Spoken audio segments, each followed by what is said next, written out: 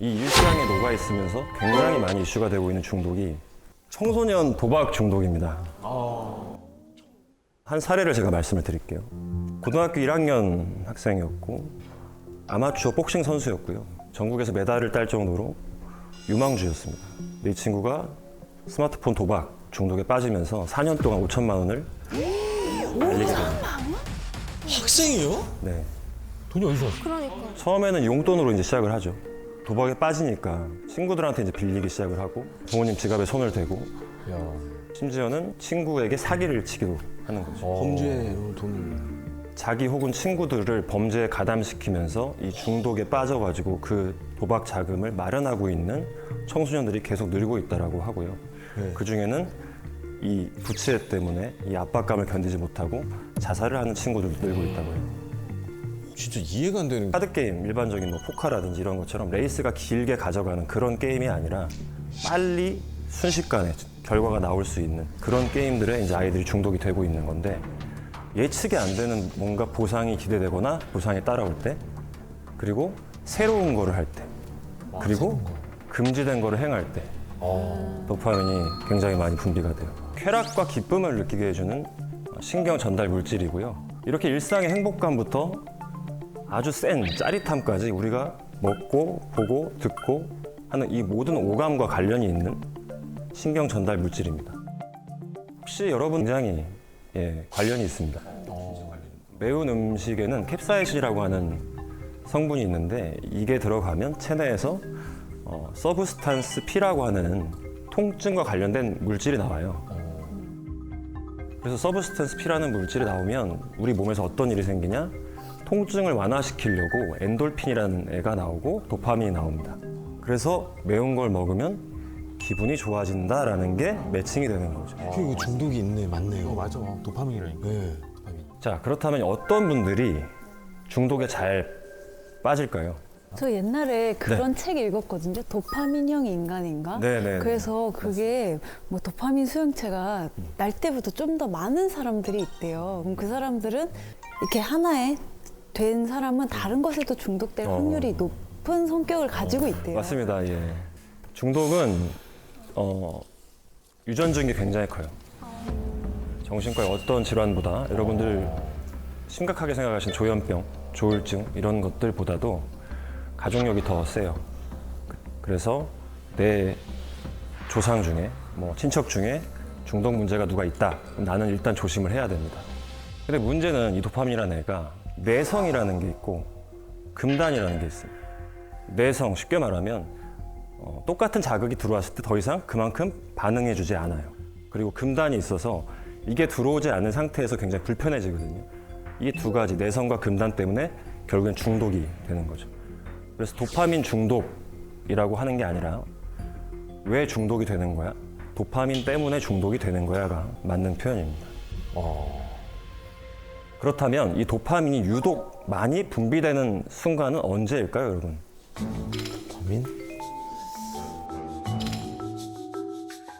여러분들이 여행 가실 때도 우리가 티켓팅하고 호텔 알아보고 막 전날 짐 쌀 때 제일 좋잖아요. 아, 그 설레임. 때가 제일 좋죠. 이 설레임. 연애할 때도 마찬가지죠, 여러분. 우리가 연애를 시작하고 보통 짧게는 뭐 석 달, 길게는 2년 반, 그 정도의 기간 동안의 설레임을 느낀다라고 하죠. 이게 도파민의 유효 기간입니다. 그리고 요즘에 썸의 시대라고 또 하잖아요. 젊은 분들이 썸을 많이 타는 이유도 도파민 때문에. 일반적인 도파민의 어떤 수준 자체가 많이 올라가 있기 때문에 새로운 자극으로 계속 대체하려고 하고 있기 때문이 아닐까라는 생각도 좀 들어요. 자, 불륜도 여러분 마찬가지입니다. 뭐야? 와.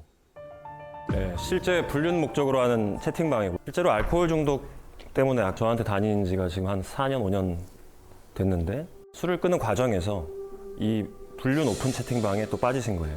술을 끊으니까 일상에 자극이 없거든요. 남편분이랑 관계는 너무 안정적이고 그게 분명히 행복하고 좋은 걸 알아요, 이분도. 하지만 자극적인 거를 또 찾는 거죠. 갈망하는 거죠. 오픈 채팅방을 이용을 하기 시작을 합니다. 회사에서 일을 하다가도 계속 생각이 나요. 여기 들어가서 자극적이고 성적인 얘기들을 나누면서 기혼 상태라는 거에서 온 어떤 안정감도 한편으로 인지하면서 이 채팅방에서 나오질 못하는 거죠. 그래서 일을 점점 더 못하게 됐었습니다. 문제는 결국에는 일상적이고 안정적인 관계에서 행복을 느끼기가 굉장히 어려워진다는 것이고, 또 하나의 문제는 자기도 하면 안 된다는 걸 알고 있기 때문에 이 행위가 반복될수록 내가 나를 좋아하기가 어려워지겠죠. 자존감이 점점 내려갈 수밖에 없고 결국에는 우울해질 수밖에 없다는 거죠. 이게 더 심해지면 공황장애나 우울증이 나타나기도 합니다. 제가 우울해요라고 병원에 찾아오는 분들, 저 불안감이 너무 심해요, 공황장애 같아요라고 오시는 분들이 사실은 그 이면에 중독이 깔려 있는 분들이 굉장히 많아요. 여러분들이 혹시나 내가 진짜로 중독에 취약한 사람일 수 있을까에 대해서 구체적으로 객관적으로 검사를 해보고 싶으시면 TCI 검사라고 하는 검사를 해보시면 도움이 될 수 있어요. TCI. 기질과 성격 검사인데,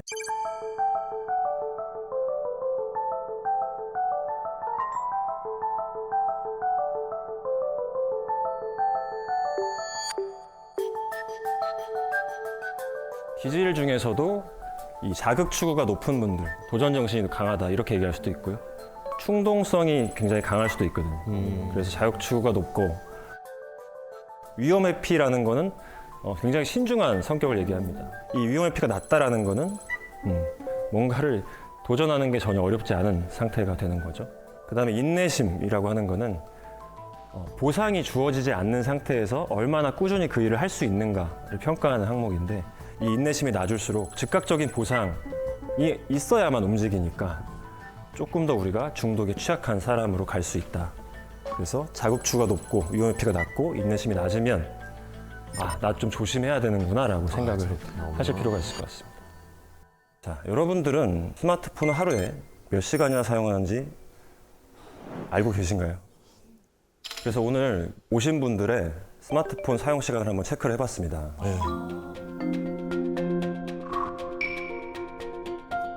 네, 누구신가요? 손 한번 들어주시죠. 비행. 진짜? 주로 어떤 거에 많이 쓰시는 것 같아요? 인스타나 유튜브, 넷플릭스 틀어놓고 비슷해. 뭐 다른 걸 하실 때도 틀어놓고 계신 경우들이 있으세요? 화장할 때도 그냥 틀어놓고 화장을 하거나 그냥 잘 때도 당연하게 보는 것 같아요. 오늘 잘 들으셔야 될 것 같아요. 자, 우리가 일상에 중독이 얼마나 퍼져 있는지 보여주는 그런 사례가 있습니다. 이분은 유튜브를 종일 봐서 고민이라는 분이었어요. 스마트폰을 쥐고 있지 않으면 불안한 거죠. 그리고 심지어 친구를 만나러 가는 중에도 약속 시간이 늦을 것 같으면 가서 충전을 맡기는데, 이분은 집에 가서 보조 배터리를 다시 챙겨가지고 가는. 근데 대부분 추천해 그렇지 드리는 않아요? 그래요? 근데 밖에서 대부분 케이블 빌려가지고 이렇게 하지, 그 올라가기가 너무 귀찮잖아요. 아, 귀찮아서. 네. 또 가는 중에 차를 돌리는 경우는 뭐 흔하진 않죠. 네, 보조 흔하지 배터리를 않죠. 구하러. 이분은 이게 문제야? 자기는 문제가 없다고 생각을 하다가 친구가 야, 약속 시간에 왜 늦어? 그것 때문에 늦는 게 말이 돼? 이제 이러니까 이게 문제야? 그래? 하고 SNS 뭐 너튜브를 또 찾아봐요. 그걸 찾아보면서 다시 거기서 못 나오는 거죠, 이제 또. 참 근데 이게 뭐 남의 일이 아닙니다, 사실. 과거에는 알코올, 마약, 뭐 니코틴, 카페인, 일상에서는 흔하게 이런 물질 중독이 주요 이슈였다면, 최근에는 아까 말씀드린 대로 스마트폰 중에서도 SNS 중에서도 쇼폼이 큰 문제가 되고 있어요. 점점 더 짧고 강력한 영상이 나오는 플랫폼으로 바뀌고 있는 걸 여러분도 느끼고 계시죠? 네. 페이스북의 공동 창업자 션 파커라고 하는 사람이 있는데, 이 사람이 무슨 얘기를 했냐. 우리는 인간이 중독될 수 있는 무언가를 만들고 있다는 사실을 알고 있었다. 그리고 우리는 어떻게 하면 그 앱에서 사람들이 더 오래 머무르게 할지를 고민했다. 와. 이 쇼폼의 위험성이 대두되면서 쇼폼을 디지털 마약이라고 이제 부르기 시작을 했고요. 디지털 마약이란 말에 걸맞게 쇼폼의 부작용으로 언급되는 현상이 있는데, 팝콘 브레인이라고 해요. 팝콘 브레인? 처음 들어봐요. 팝콘이 열을 내면 이제 툭툭 터지잖아요. 그런 것처럼 우리 뇌가 강렬한 자극에만 반응을 한다. 쇼폼이라는 게 짧은 시간 안에 시청자의 관심을 끌어야 되기 때문에 굉장히 자극적인 내용으로 압축을 해서 내가 좋아할 것 같은 애들이 계속 붙는다는 거죠. 근데 문제는 큰 자극에만 쾌감을 느끼기 때문에 소소한 거에서 행복을 절대 잘 느끼기가 쉽지 않다라는 거. 평소에 무기력하고 공허함을 느끼고 우울하고 불안하고 집중력이 저하돼 있고 우리는 지금 그만큼 팝콘 브레인이라는 게 되기 너무 쉬운 세상에 살고 있다. 저만 해도 계속 중독화시키고 있다고 생각이 드는데 제일 무서운 거는 뇌가 망가진다라는 얘기들이 나오는 거죠. 특히 뇌의 전두엽, 이 앞쪽 뇌거든요. 얘네들이 손상이 되고 있다. 중독자분들의 가족들은 너 왜 이렇게 의지가 없냐라고 얘기를 많이 합니다. 근데 그 의지가 어디 있냐면 여기 있어요. 여러분의 앞쪽 뇌. 전두엽. 앞쪽 뇌는 중독이 진행될수록 계속 망가지는데 의지를 발현할 수 있는 부위가 망가진 사람한테 너 왜 이렇게 의지가 없냐라고 얘기를 하는 거는 접근 자체가 잘못된 거죠. 결국에는 뇌가 망가지면서 즉각적인 만족만을 추구하는 그런 사람으로 바뀌게 돼요. 중요한 거는 중독된 뇌에는 특징이 있어요. 우리 뇌가 안정감을 느끼는 게 알파파가 나올 때인데 이 앞쪽이 굉장히 녹색이고 일반적인 뇌는 이런 상태여야 되는데 스마트폰을 계속해서 하는 분들의 뇌가 실제로 보니까 저 앞뇌가 이제 퍼렇죠. 30, 25 정도까지 막 떨어져 있는 거거든요. 우리 뇌에서 안정감을 느끼게 해주는 알파파가 지금 잘 안 나오게 된다는 걸 보여주는 겁니다. 결국에는 전두엽, 저 앞뇌, 전두엽은 여러분의 충동을 조절하게 되는 애들인데 얘네들이 이제 일을 안 한다라는 거죠. 그리고 피니어스 게이지라고 하는 사람이 있었습니다. 철도 건설 현장에서 일을 하는 분이었는데 폭파 사고가 한번 터져요. 그리고 쇠꼬챙이가 날라와서 머리에 이렇게 박히죠. 사람들은 이 피니어스 게이지가 당연히 죽을 거라고 생각했는데 살았어요? 살았습니다. 오. 그리고 생명의 지장이 없었어요. 뇌가 간통했는데. 우와. 이 사람의 뇌에서 망가진 부위는 딱 전두엽이었거든요. 야, 기적이다라고 얘기를 했죠. 근데 이상한 일이 생겨요. 피니어스 게이지는 기본적으로 굉장히 근면하고 성품이 좋다라고 유명한 사람이었는데 불같이 화를 내고 참지를 못하고 본능을 억제하지 못하는 그런 사람이 된 거죠.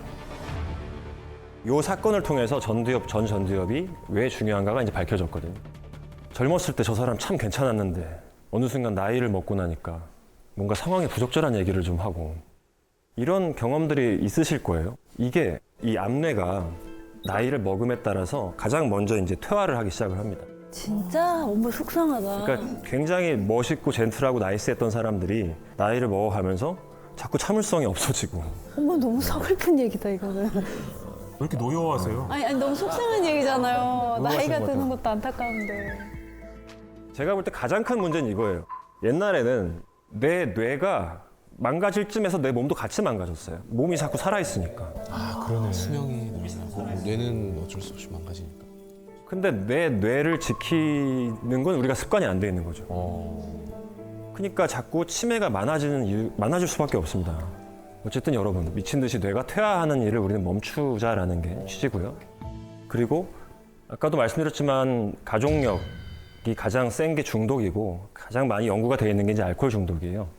그래서 우리가 환경이 중요하냐, 타고난 게 중요하냐 이런 걸 연구를 할 때 쌍생아 연구를 하거든요. 알코올 중독 같은 경우는 입양된 가정의 어떤 음주 문화나 양육 환경과는 아무 상관없이 친부모가 같을 때 중독자가 될 가능성이 보통 사람보다 4배 이상 높다는 연구가 있어요. 그만큼 우리가 타고나는 게 굉장히 중요하다는 거고요. 사실 심리학자들도 알코올 중독은 특히 다른 중독에 비해서 조금 유난히 좀 심각하고 피해가 굉장히 광범위하다라고 많이들 인식하고 있거든. 네. 그런 이유가 또 특별한 게 있겠죠. 저는 이제 우리나라에서 갖고 있는 문제가 좀 상당히 크다라고 생각을 합니다. 우리나라가 술에 너무 관대한 문화를 갖고 있어요. 뭐 제가 어릴 때만 해도 술은 어른한테 배워야 된다라면서 뭐 이런 식의 술을 많이 권했고 음복 문화도 있었고. 근데 그러니까 뭐가 안타깝냐면 현장에 있는 사람으로서 그렇게 해서 중독이 되기가 너무 쉬운 문화권을 갖고 있는데 중독자가 되면요 그 어느 나라보다 이상하게 쳐다봐요. 낙인을 찍는다고 하죠. 맞아. 그래서 치료가 굉장히 늦어지고 치료를 시작하더라도 이 관대한 문화권에 있기 때문에 가족들조차 오늘은 마셔. 야 우리랑 먹는 거 괜찮아 이렇게 되는 거야. 맞아, 오늘은 괜찮아. 아 맞네. 그리고 아까 중독에 빠지면 암내가 망가진다라고 했죠. 그냥 한 번 폭음을 하면 이 뇌가 확 쪼그라들어요. 이 탈수에 굉장히 민감한 장기가 이제 뇌입니다. 뇌가 이제 평소에 축축하게 있거든요. 척수액에 쌓여가지고. 근데 술이 들어가면 수분기가 쫙 빠져서 확 쪼그라드는데, 근데 얘가 다시 자기 사이즈로 돌아가는 42일이 걸려요. 42일? 42일이 걸려요. 42일? 6주가 걸려요. 결국에는 40대부터 이제 알코올성 치매가 이제 올 수가 있습니다. 여러분의 뇌를 이제 지키기 위해서는 단주 기간을 확보를 충분히 하시는 게 제일 중요합니다. 중독을 일으키는 도파민. 하지만 여러분이 행복감을 느끼는 것도, 열심히 지금 하루를 살 수 있는 것도, 그리고 여러분이 뭔가를 학습할 수 있는 것도 이 도파민입니다. 일단은 내가 스마트폰 사용하는 시간 우리 아까 한번 체크해 봤잖아요. 단절하는 시간을 가져보세요. 여러분이 학업, 여러분의 업무가 있다면 적어도 목적 할당량을 정해두시고 이 정도까지 해놓고 내가 본다든지 이런 식으로 밀어주는 그런 습관을 들이시는 게 중요할 것 같습니다. 근데 신경과학이 우리 일상에서 그래서 많이 퍼져 있는 거죠. 여러분들도 이미 신경과학을 하고 계십니다. 예를 들면 우리가 매일 먹는 커피. 커피 안에 있는 카페인은요, 신경세포의 칼슘을 증가시켜주는 역할을 합니다. 예, 그래서 신경세포의 칼슘은 신경의 기능을 도와주는 역할을 하고요. 그래서 우리가 공부를 하거나 또 운동을 하거나 이 커피를 마시게 되면은 신경이 더 활발하게 일을 할 수 있는 원리가 되겠습니다. 그리고 그 옆에 있는 그림이 뭐죠? 이게 보톡스입니다. 아 보톡스. 예, 보톡스는 원래 근육의 긴장이 수축이 돼서 뭐 얼굴이 이렇게 찡그러진다거나 팔을 못 쓰시는 분들이 사실은 맞던 약이에요. 근데 이 환자분들이 이 보톡스를 맞고 나니까 주변에 평판이 되게 좋은 거예요. 어머 너무 젊어졌다. 그래서 근육과 신경이 연결돼 있는데 이 보톡스는 그 연결을 끊어줍니다. 예, 그래서 이 근육이 주름이 잡혔다가 이 주름이 펴지게 하는 그런 기능을 하게 되죠.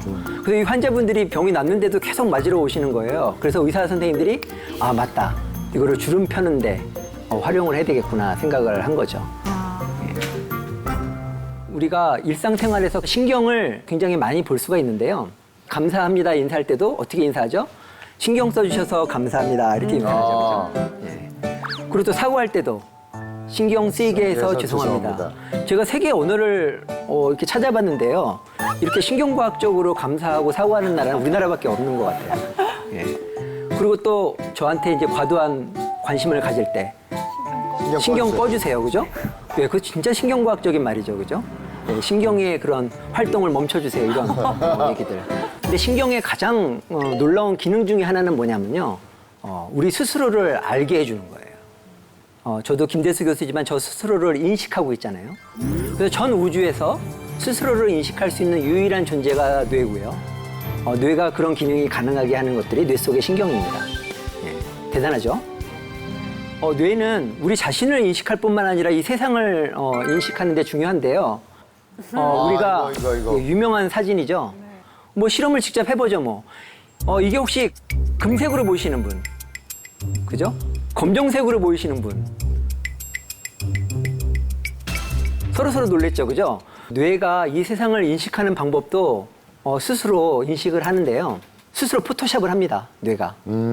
예. 그래서 여러분 왜 사진 같은 거 보면 그 대비를 조절하는 기능 많이 있잖아요. 그 대비를 과도하게 조절하게 되면 색이 변하잖아요. 예, 그런 것 때문에 나타나는데 그 콘트라스트를 주는 정도가 사람들마다 다 다르기 때문에 색깔이 다르게 보이는 거죠.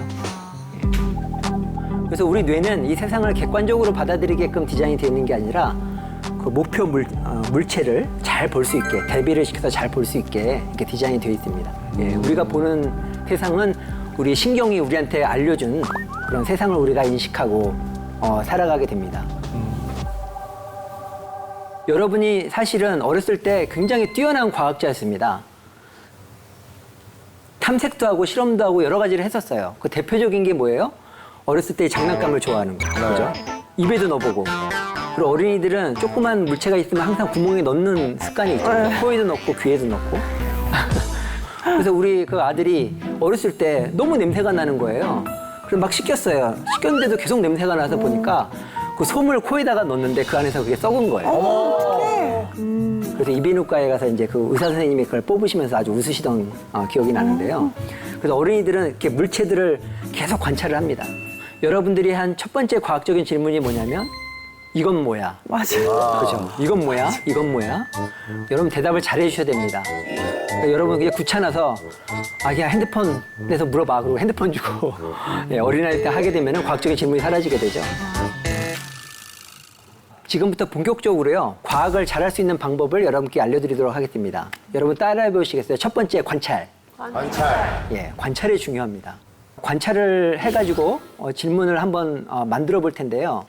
예, 이 사진을 보고 우리가 어떤 질문을 한번 만들어낼 수 있을까요? 예, 관찰을 잘해야 질문이 나오거든요. 저건 사진일까요? 그림일까요? 아, 저거요. 사진입니다. 사진이에요. 예, 당신 이름이 무엇입니까? 이렇게 답이 결정돼 있는 답은 과학적인 질문이 아닙니다. 예, 우리가 모르는 그 원인에 대한 질문이 항상 과학적인 질문이에요. 그래서 끝에다가 원인만 붙이면 됩니다. 예? 해가 왜 동쪽에서 서쪽으로 갈까? 그 원인은 뭘까? 과학적인 질문입니다. 지구가 돌기 때문이죠. 예, 물건을 떨어뜨리면 왜 떨어질까? 그 원인은 뭘까? 중력 때문이죠. 그렇게 원인이 뭘까만 붙이면 과학적인 질문이 됩니다. 아시겠죠? 예. 어렸을 때 전 이제 술을 어른분들께서 마시면은 네. 소위 말해 필름이 끊긴다고 하잖아요. 그렇죠. 왜 필름이 끊기는지 저는 참 그게 궁금했어요. 네, 제가 박사 때 연구 주제가 그 술을 먹거나 그 약을 먹었을 때 우리 어지럼증을 만들어내고 필름이 끊기게 하는 메커니즘에 대해서 연구를 했었는데요. 쥐도 술을 많이 먹이면 필름이 끊깁니다. 그래서 이제 두루 누워서 못 일어나게 되고요. 그래서 필름이 끊기게 하는 신경세포가 있어요. 필름이 끊기게 하는 신경세포가 있어서 그렇습니다. 네. 여러분들 다 좋아하는 아이템 하나씩 익히시죠?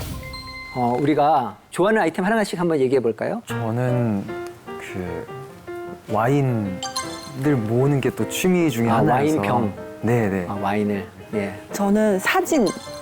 사진. 그래서 핸드폰에 사진이 지금 38,000장 정도. 그래서 그걸 계속 지우지 않고 계속 모으고 그렇죠. 있어요. 예, 다들 우리가 갖고 싶은 모으는 뭔가가 하나씩 있죠. 많은 동물들이요, 이런 아이템을 습득하는 걸 되게 좋아합니다. 왜냐하면 이런 아이템 중에는 먹을 게 있기 때문에 그렇죠. 우리가 예전에도 그 먹을 게 없었던 시절이 있었죠. 그때는 밖에 나가서 많은 그런 먹을 것들을 이렇게 수집하는 시절이 있었습니다. 근데 지금은 더 이상 그럴 필요는 없죠. 그렇지만 뇌는 여전히 그런 것들을 원하고 그렇기 때문에 사진이라든지 와인이라든지 이런 것들을 이제 모으는 그런 습관을 이제 가지고 있게 되는 건데요. 그리고 우리가 욕심하면 또 생각나는 흥부와 놀부의 이야기 있죠. 예. 근데 제가 볼 때는 이 놀부는 흥부에 비해서 훌륭한 과학자인 것 같아요. 놀부는 과학적인 질문을 하죠. 어떻게 흥부는 박씨를 얻었을까? 보니까 그 제비다리를 부러뜨려서 치료해줬다고 하니까 직접 그 부러뜨리는 실험도 하고요. 예, 실험 결과도 얻습니다. 실제로 씨를 가져와요. 검증하는 실험도 하죠. 실제로 열어봤더니 뭐 아이템이 굉장히 많이 나옵니다. 도깨비도 나오고 해서. 전 어렸을 때 이 얘기를 들으면서 전 놀부 아이템이 더 재밌었어요. 그 안에서 도깨비가 나와서 춤도 추면서 막 집도 보시고 막 이렇게. 네. 근데 뭐 흥부는 기껏해야 뭐 약간 멋있는 집이 나오고 뭐 쌀 같은 거 나오고 했는데 훨씬 더 이 놀부 아이템이 재밌다 이런 생각을 해본 적이 있습니다. 자, 그런데 재밌는 현상이요. 저희 실험실에서 이게 실험한 그림입니다. 요 한쪽에 있는 쥐는 배고프죠. 위가 쪼그라들어 있잖아요. 배고픈 상태에서 이렇게 먹을 거를 주게 되면은 계속 먹습니다. 근데 오른쪽 쥐는 이미 배가 불렀죠. 그런데도 불구하고 지금 계속 모아놓는 거예요. 먹진 않는데 쌓아놓는 거예요. 이런 현상을 우리가 욕심이라고 그러죠. 근데 욕심이 나쁜 것만은 아닙니다. 왜 나쁜 거가 아니냐면요. 이 자연에는 먹을 것들이 항상 존재하지 않습니다. 그래서 있을 때 먹어야 되기 때문에 이렇게 많이 모아놓는 욕심은 미래를 대비한다고 볼 수가 있겠습니다. 때로는 우리 뇌에 이런 물건을 좋아하는 그런 기능들이 과도하게 되면은 이런 현상이 벌어집니다. 이걸 수직 강박증이라고 해요. 이게 질병입니다. 물건을 모으기는 모으는데 버리지 못하는 그런 질병이에요. 예, 그래서 이 분들은 나중에 이제 구조를 해야 됩니다. 워낙에 건강이 이렇게 악화되기 때문에 구조해야 되는 질병도 있고요. 또 한 그림은 이거는 저희 실험실의 학생입니다. 제가 허락을 받고 이게 사진을 찍었는데요. 저희 실험은 연구를 하는 실험실인데 연구에 이렇게 필요가 없는 모든 물건을 이렇게 쌓아놓는다고 그래요. 근데 이 친구가 연구를 잘 합니다. 그런데 이런 걸 이렇게 많이 쌓아놓고 앞에 이렇게 엎드려 잠을 자면 편안하게 이렇게 잠을 잘 수가 있나 봐요. 그리고 저도 이렇게 야단을 칠 수가 없는 게 저희 오피스입니다. 네, 저희 방인데요. 이 물건들을 버릴 수가 없어요. 이게 지금 10년 동안 이게 똑같은데 그 중요한 물건들이나 문서들이 다 있다고 생각을 하기 때문에 그래서 항상 저는 이제 논문은 밖에 나갔습니다. 예, 커피숍이나 나가서 쓰게 되고요. 여기 사무실에서는 주로 전화 받는 일을 이제 하고 있습니다. 근데 교수님, 네. 그 교수님이 보여주신 사례 외에도 저희가 알만한 좀 유명한 분들도 이런 수집병이나 수집 집착에 걸리신 분들이 혹시 또 있을까요? 우리 현대미술의 거장 앤디 워홀이라는 박사님이 수집 강박이 있었습니다. 아, 정말요? 그래서 그분들은 물건을 되게 좋아하셨고요. 그러다 보니까 그 우리 일상적인 그런 물건들에서 예술성을 발견한 거죠. 그래서 이번에 유명한 작품들을 보면 그 캔, 뭐 이런 것들도 있고요. 그다음에 뭐 여러 가지 그 아이템들을 그냥 액자에만 넣어가지고 작품이라고 주장하신 분이고요. 또 이분은 또 실제로 그동안 자기 일생에 그 모았던 물품들을 모아가지고 타임캡슐로 그걸 600개 정도를 묻었다고 합니다. 그래서 이게 수집 강박의 대표적인 예가 되겠습니다. 예, 이 드라마 기억하시죠? 지가 좋다고 이것저것 사갖다 바치던 주고 야 뭘 토해내 이 정도 비만 백이나라는 주인공이 쇼핑 중독에 빠져 있는 장면이 되겠습니다. 얘들아 날씨가 참 좋지 우리 집에 가서 즐거운 시간 한번 보내보도록 할까? 이 쇼핑 중독이요. 2006년부터는 영국에서는 질병으로 분류가 됐습니다. 예. 특히 남성분들보다는 여성분들이 조금 많고요. 그 인구의 한 6% 정도가 이 쇼핑 중독에 빠져 있다고 해요. 예. 발표를 잘하는 학생들 되게 좋아하잖아요. 그죠? 교수님들이. 예, 그러다 보니까 저도 직업병이 뭐냐면은 TV에서 이렇게 쇼 호스트가 물건을 아주 프레젠테이션을 잘하면 그냥 삽니다. 이렇게 물려서. 예. 저희 아내는 반품을 하고 저는 계속 사고. 쇼핑 중독도 역시 이 뇌에서 이게 물건을 좋아하는 그런 신경의 작용으로 이루어지게 되는 것이죠. 예. 그리고 또 우리가 이런 물건에 대한 집착을 설명할 수 있는 게 바로 게임 중독입니다. 예. 이 개구리가 지금 게임을 열심히 하고 있어요. 아이템을 습득하려고. 어머. 예. 계속 그 습득을 하려고 공격을 하고 있죠, 그죠? 어머. 게임. 굉장히 잘합니다. 어머. 하나도 놓치지 않고 계속 잘하게 되죠.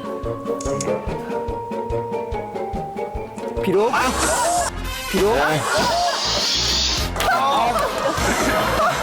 진짜 먹을 게 나타난 거죠. 깜짝이야. 이렇게 우리 많은 동물의 뇌에서도 이렇게 아이템을 습득하고자 하는 그런 욕구가 있기 때문에 우리가 게임을 계속하게 되는 거죠. 저도 한번 신경과학을 하니까 제 스스로 한번 게임 중독을 들려고 핸드폰 게임을 해봤어요. 계속. 했더니 처음에는 재미가 없었는데 계속 아이템을 하다 보니까 이게 논문 쓰는 것보다 훨씬 재밌는 거예요. 그래서 제가 끝까지 한번 맘 놓고 중독이 돼보자 하니까 어느 때까지 갔냐면은 제가 운전하면서도 그거를 아이템을 운전하면서도 하고 있더라고요. 네. 저도 예전에 게임 중독에 걸린 적이 있거든요. 그래서 그렇습니까? 그 축구 게임인데 그러다 보니까 전 세계 이제 온라인 랭킹 100등 안에까지 한 적이 있어요. 잠도 안 자고 스케줄 끝나면 무조건 그것만 하고. 네. 근데 이제 그 샤이니의 민호 군한테 부하가 치밀어 오를 정도까지 저를 농락을 해서 그때부터 게임을 끊었는데 그럼 저도 이제 제가 각성을 하게 된 건가요? 게임 중독을 끊는 방법 제일 중요한 것 중에 하나가 그런 게임 중독에 빠졌을 때 나오는 부작용들을 우리가 느껴야 됩니다. 그 샤이니 민호 군한테 그 패배한 그 처절한 그 비참한 느낌 그거를 이제 기억을 한 거죠. 정말 치욕스러워. 그래서 게임 중독은요, 게임을 더 이상 안 해야지 하면서 끊으면 안 되고요. 게임을 하면서 그 부작용을 우리가 학습을 해야 됩니다. 만약 게임 중독에 빠진 그 자녀가 있다면, 자, 오늘의 저녁 시간에 7시부터 8시까지 1시간만 해. 이게 제일 안 좋습니다. 게임 중독으로 가는 지름길이에요. 뇌가 하루 종일 그 시간만 기다립니다. 그래서 7시가 되기 전에 이미 도파민 신경이 활성화되면서 계속 이제 중독 회로가 작동이 되고 있는 거죠. 네, 많은 동물들이 이렇게 아이템에 대해서 관심을 갖습니다. 하다못해 우리가 소고기로만 생각하고 있었던 소들도 이렇게 움직이는 아이템을 좋아하게 되죠. 야, 저거는 일할 때 좋겠다. 그러니까요. 소가 심심하게 풀만 뜯다가 정말 재밌는 걸 찾게 된 거예요. 운동을 하네. 그래서 소가 오늘 하루를 보낼 인생의 목표를 찾은 거죠. 다 모여있어. 그리고 이 소뿐만이 아니에요. 이 원숭이는 또 어떡해. 이 바퀴 들고 원숭이 도망. 원숭이 인생에는 전혀 필요가 없을 것 같은 이 타이어 캡을 이렇게 훔쳐가는 이런 장면들도 볼 수 있고요. 그리고 많은 어린 동물들이 장난감을 주면 좋아합니다.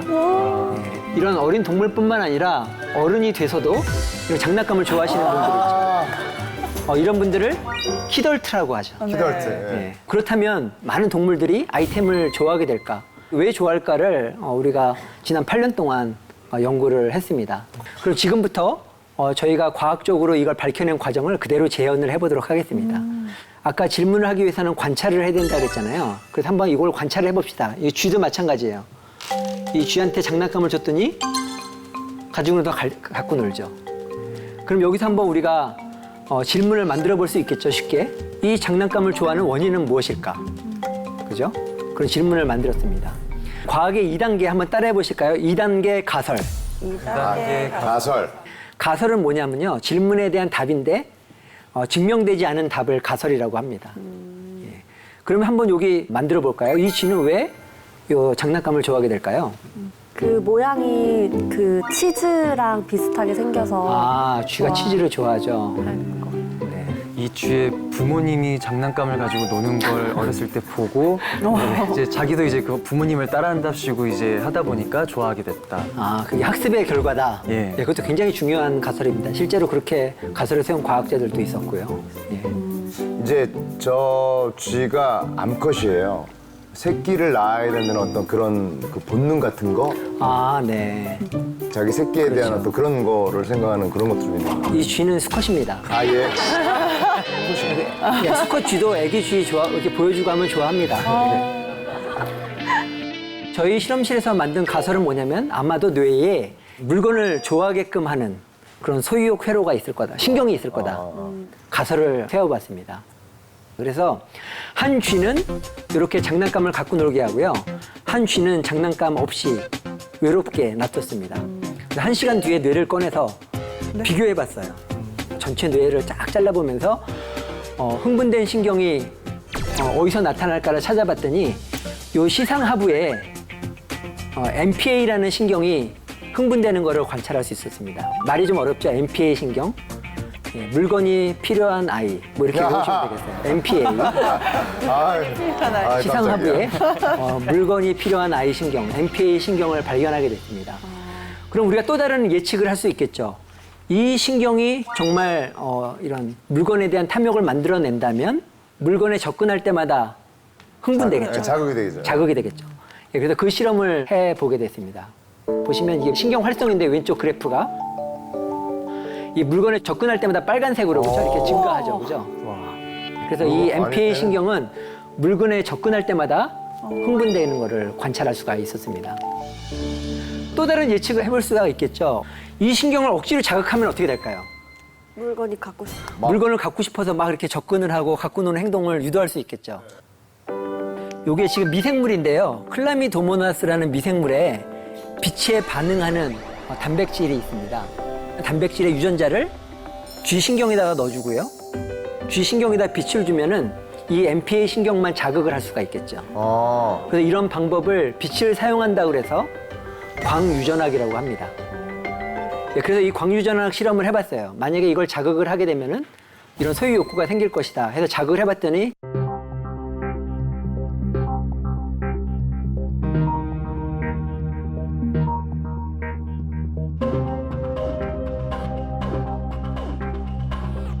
실제로 이런 다양한 물건에 대해서 이런 집착을 보이는 것을 관찰할 수 있었습니다. 여기 보시면 뭐 쇠과위라든지 뭐 탁구공이라든지 뭐 고무라든지 나무 조각이라든지 종류에 불문하고 이렇게 물건에 집착하는 이런 행동이 관찰이 됐습니다.